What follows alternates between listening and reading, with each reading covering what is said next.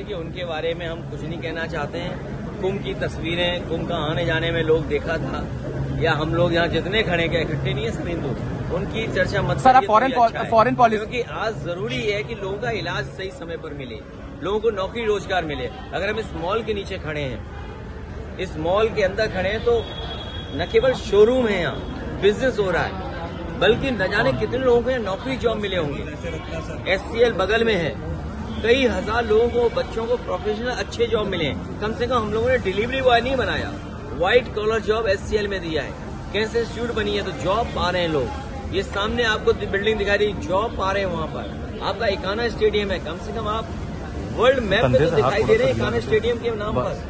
इन्होंने बस स्टेडियम का नाम बदल दिया, कैंसर इंस्टीट्यूट का नाम बदल दिया, यही इनका सबसे बड़ा काम। सर, फॉरेन पॉलिसीज की आप बात करते हैं, अमेरिका से जो तीसरा इमिग्रेंट्स का जो जहाज है उसको उसी तरह से भेजा गया, उसमें कोई बदलाव नहीं हुआ जिस तरह से भेजा गया इनह्यूमन तरीके से। देखिए, अमेरिका बहुत ताकतवर देश है, व्यापारिक दृष्टि से भी और अन्य तरीके से भी।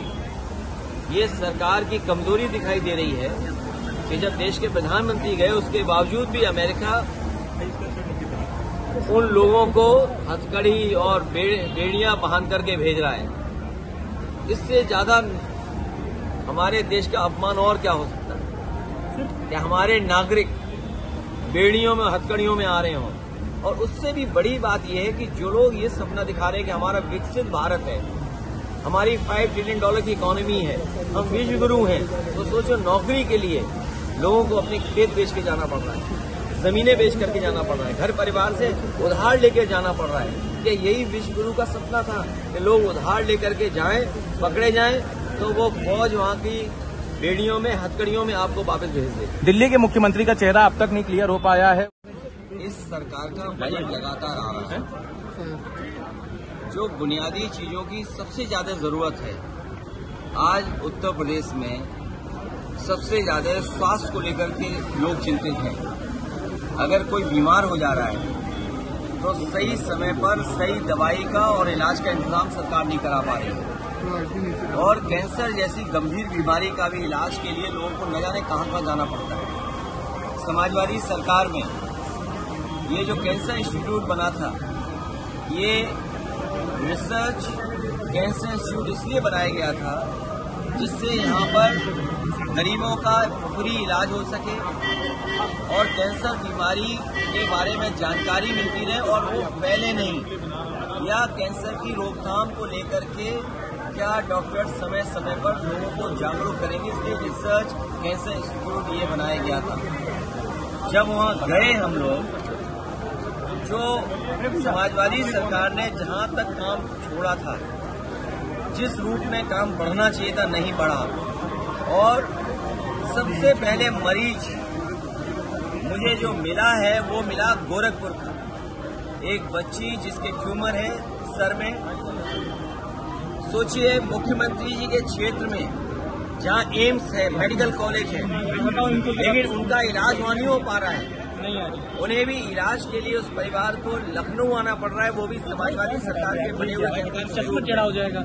और ये चक दरिया में जितना भी विकास हुआ है, अमूल का प्लांट लगना, बगल में सरकार का एक और प्लांट लगना मिल्क का, तो कम से कम मिल्क का प्रोक्योरमेंट तो हो जनता से, किसान से। SCL का प्राइवेट इन्वेस्टमेंट आया जहां हम लोग खड़े हुए हैं। ये समाजवादी सरकार में सरकार का मॉल था। सरकार आते ही भारतीय जनता पार्टी ने इसको बेच दिया।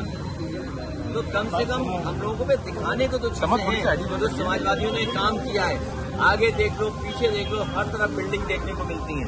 ये भारतीय जनता पार्टी के लोग कोई चीज बना नहीं सकते हैं, ये केवल बिगाड़ सकते हैं। हाथ में कोई चीज दे दो, सब बिगड़ सकती है। मिस मैनेजमेंट की अगर कोई सबसे बड़ी स्टोरी बनेगी, मुझे याद है 2013 में उस समय जो कुंभ हुआ था, हार्वर्ड यूनिवर्सिटी के डिपार्टमेंट ने स्टडी कर करके जो रिपोर्ट तैयार की थी, वो रिपोर्ट आज भी डॉक्यूमेंटेड है। उस समय इतना मिसमैनेजमेंट नहीं दिखाई दिया, कम बजट में वो हुआ था, लेकिन इन्होंने प्रचार बहुत किया, बजट ज्यादा दिया, दोनों सरकारें लग गई, उसके बावजूद भी भगदड़ में लोग मर गए। सड़कें जाम रही, लोगों को रात दिन गुजारना पड़ा अपनी गाड़ियों में बैठ करके। सड़कें हर तरफ दूसरे स्टेट तक ब्लॉक रही।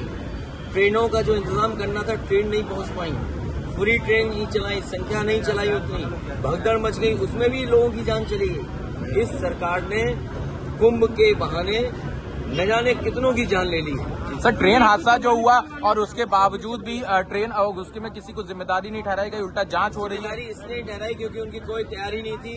अगर सरकार ने तैयारी की होती, डबल इंजन सरकार, अपने आप को डबल इंजन बोलते हैं, ये डबल इंजन नहीं है, डबल ब्लंडर वाली सरकार है।